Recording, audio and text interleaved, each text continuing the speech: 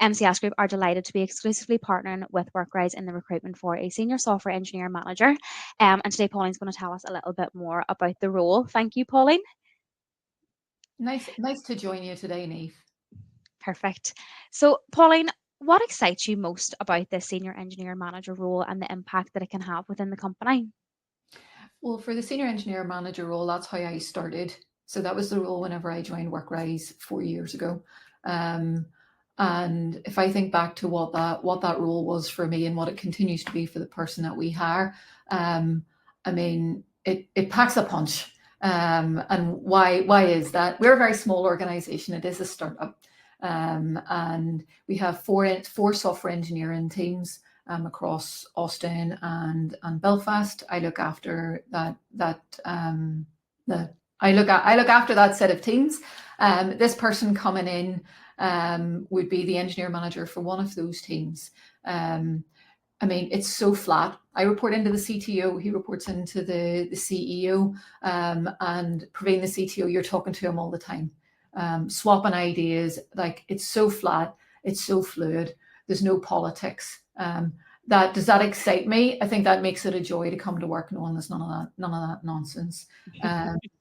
I think the thing that does excite me is the ability to change. So if I think whenever I come in, I maybe looked at some of the delivery processes and some of the things that I feel very strongly about and go, I know a better way to do that. And I use the experience that I had in different organizations and brought those ideas in. I think Workrise is very, very open to new ideas and new ways of doing things.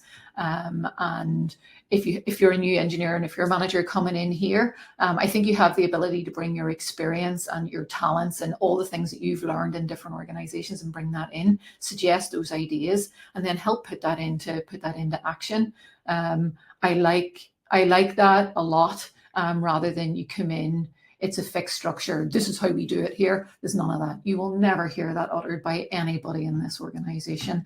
And I think that's very exciting. The other piece of it is like our product and what we're building is so core to the success of the company. We launched our new product there earlier on in the year, and now we're building on that and trying to find product market fit. We have the stable part of our business in labor, and that keeps everything going and keeps the overall company stable. That new product is where we want to see the growth. So whenever you're building features, you know exactly who you're building it for, you know why, and everybody gets wild excited about the whole thing. We would do like a demo, or we call it the weekly showcase, every Friday to the entire company.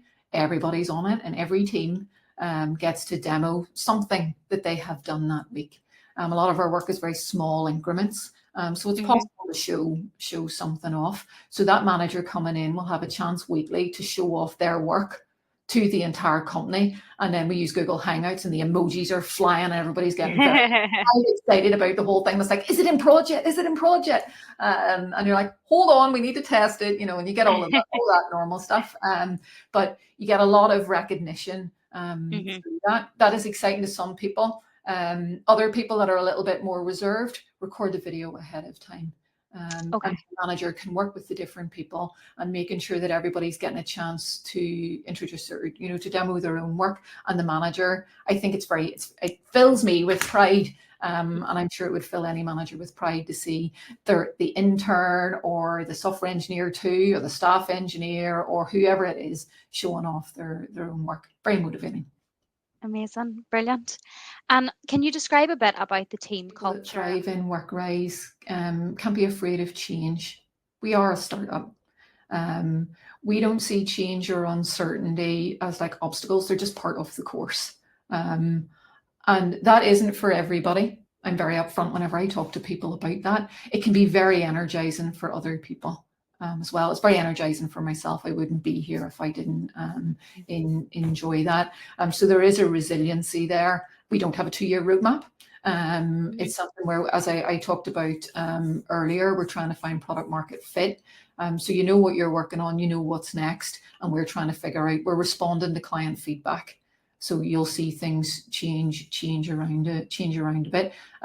We don't apologize for that, and we are upfront. That's all part of the course whenever you're building a new product. And the pace is fast. So a person needs to be able to move fast. I talk about whenever we see candidates come in, I'm like, how often do you deploy to production? And I was like, oh, we deploy every day. Everything's behind feature flags and it's tested and turned on properly, and all of that, and released with marketing. But we do move at a pace, and we do work in small incremental steps. And that's where I find that exciting to work on. But a person that's a big thing for a person who wants to fit. Do you want to move at pace? Do you want to be releasing into production every day with things behind a feature flag? Do you want to be testing new capabilities with new clients? So in one of our products, it's called Field Services, and it's where we see in an oil field they maybe need to do water hauling and things like that happen, and we issue a field ticket to the truck driver, and that's telling the truck driver, you need to go and pick up this water from this location and drive it to that location. And we have built a mobile app that supports that. So you've got a truck driver out in the middle of West Texas somewhere, he gets a job. It's a bit like Uber. So he gets a job to him. He looks at his phone and goes, cool, job going. I'm just right round the corner. He hits the button and says, got that job. And he'll go and pick up his water and use the app to take him through that. How does that fit? So at the minute, that's a very new product that's out, very early, very MVP. And we're partnering with a particular client to test that out to a small number of drivers. And we recently added in a thing that you can track the location. So rather than the driver having to tell you exactly where they're going, like Start Tracking, it uses the geolocation, tracks on the map. And what happened earlier on in the week is somebody tracked for the first time.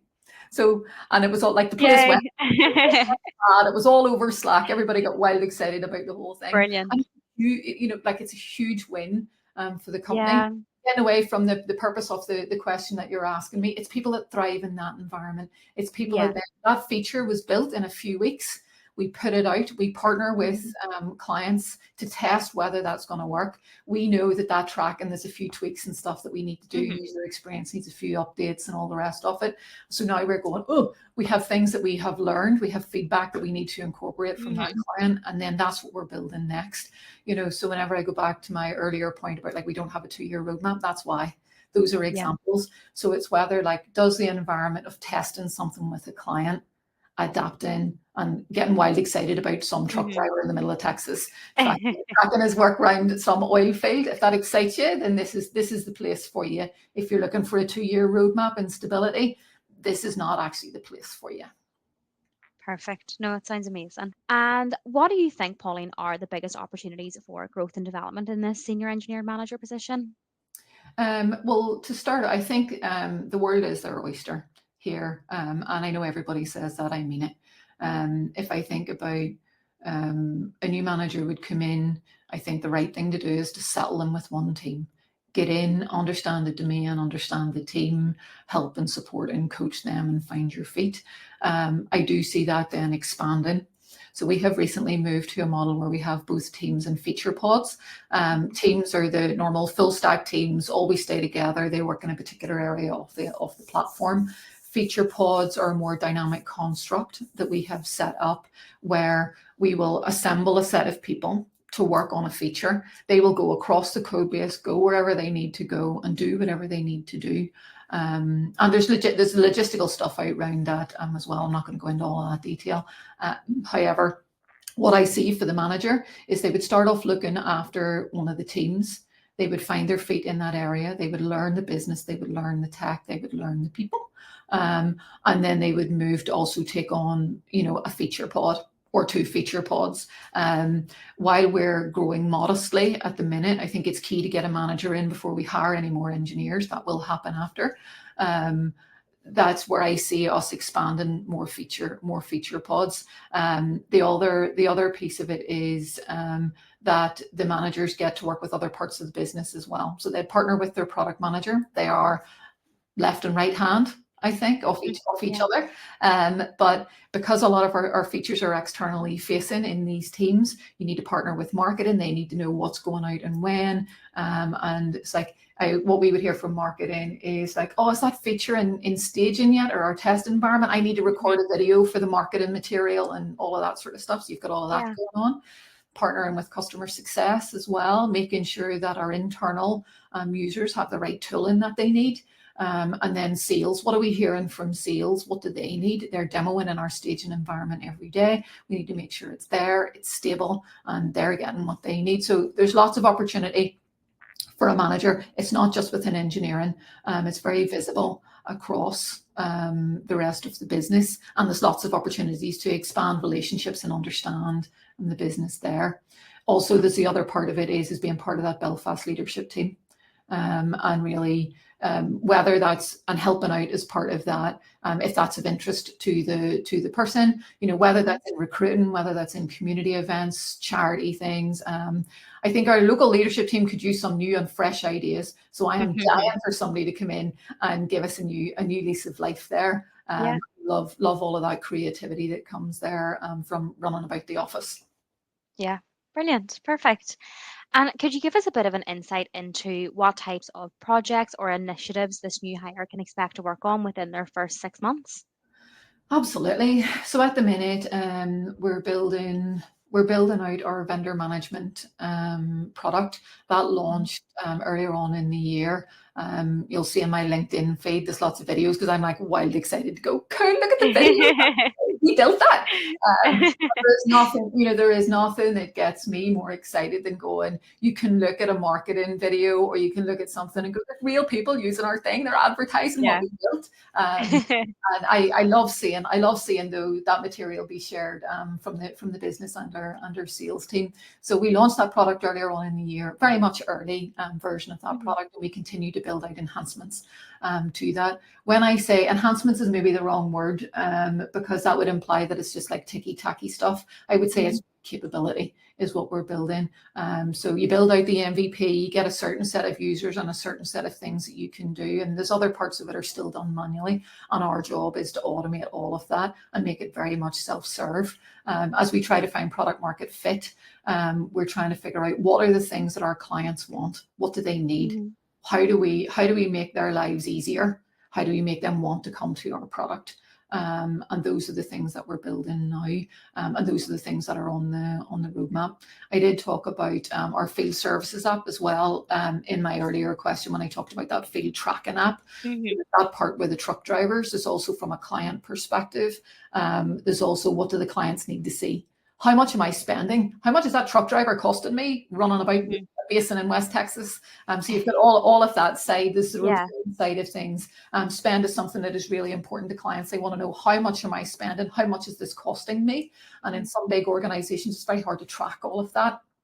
And our client application gives them the ability to do that. So those are a flavor of some of the things that we're doing. We know on the vendor side. So that's where overall you've got the clients that are setting up a new oil site, and they need different vendors to do different types of work. And we engaged with those vendors. We get that contract set up between the client and the vendor, and then that vendor does their work. And then the invoice comes through and we handle that transaction in a subcontracting model. I'm talking about this all in very much layman's terms, so that our people best understand. Another thing that we're working on is a new bidding capability. Think about bidding in local terms as tenders. So a client to go out to tender. They create a tender. We call it an RFQ. They would go out to tender, and then you would see different vendors bid on that work. And then they would accept. So the client would then accept one of those bids, agree the price. We put them together, sign the deal, and then they go off and do their work.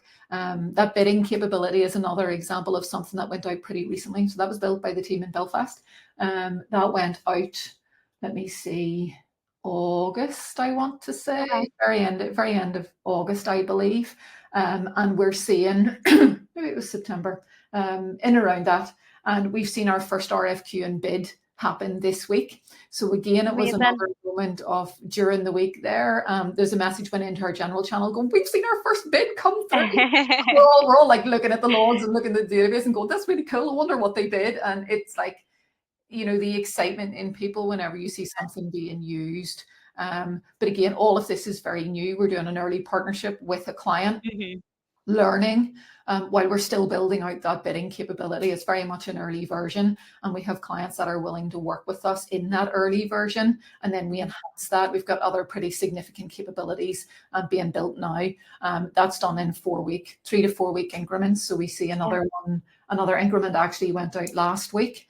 So we'll get it into production on Monday. We've got another one in 3 weeks' time. We'll launch another capability, and then the 4 weeks after that. So that's just to kind of give folks a bit of a flavour for the kind of pace that we're working at and where we are in our product journey, and what that engineer manager and engineers are all part of working on those. Obviously, the role is slightly different for the manager. They're kind of looking after the team, looking after delivery, making sure everything's going to land on time, figuring out dependencies, keeping everybody happy, all of that.